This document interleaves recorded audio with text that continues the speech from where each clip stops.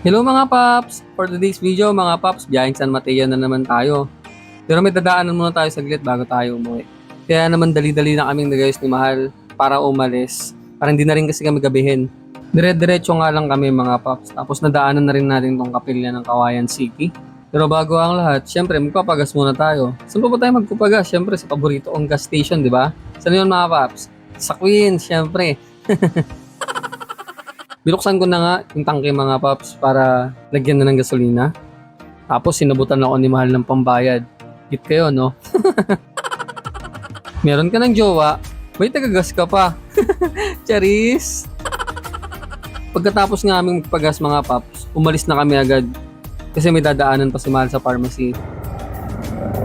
Nabili na nga ni Mahal yung kailangan niya sa pharmacy mga paps. Kaya naman naalis na tayo. Madaling-madali ako, no? Gutom na kasi ako.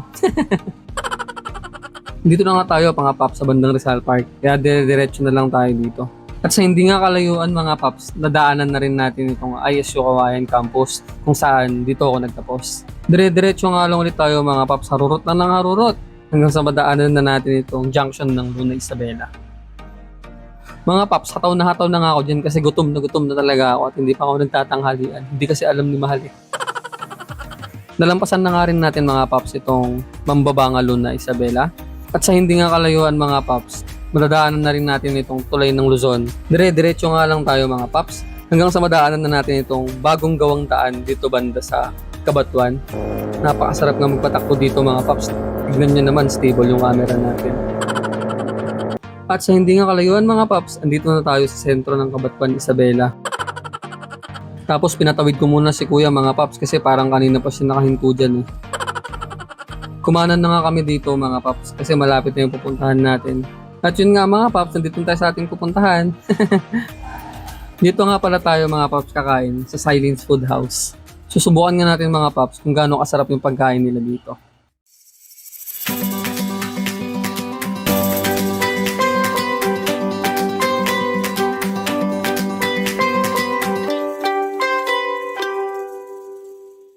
Yun nga mga paps, pagpasok ko nga, nakita ko si Caps Mac. Ayun, fist bump nga kami mga paps. Umupo na nga kami ni Mahal dito mga paps. Tapos umorder na rin kami. Hindi pa nga namin alam kung anong o-orderin. Hanggang sa nakita namin tong tapsilog mga paps. Kaya yun, napatapsilog na rin si Mahal. Tapos umorder na nga rin siya ng fries mga paps. Ako gusto ko kasi mag-chicken, kaya kumuha ko ng isa. At ito nga pala si Silene, napakabibo ng batang to sa video. So kanina medyo kinakabahan pa siguro. Pero ngayon mga paps, tingnan nyo, humarap na sa amin. Namimiss niya kasi mga paps yung aso niyang si Moana. Kaya sa mga nakakita po kay Moana, please lang po pakibalik na po sa bata para po hindi na umiiyak yung bata. Salamat po. Dumating na nga yung order namin mga paps. Nakakatakam, grabe.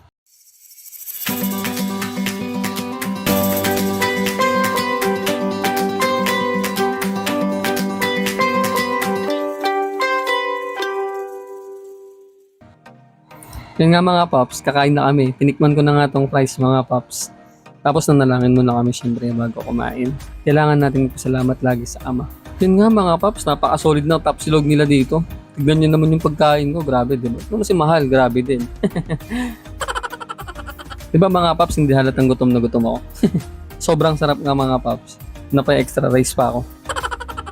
Sobrang sarap ng tapsilog nila mga paps. Tapos yung fries, isabay mo pa sa chicken. Napakasarap talaga mga paps. Samahan mo pa nung napakalamig na soft drinks. Kaya mga paps, ano pang inaantay nyo? Subukan nyo na rin kumain dito. Kahit na taga-Kawayan kayo o kahit saang lugar pa po dito sa Isabela. Kailangan nyo pong tikman itong mga pagkain nila dito. Perfect nga to ngayon mga paps kasi Father's Day. Kaya naman mga paps, bumabati ako ng Happy Father's Day sa lahat ng tatay.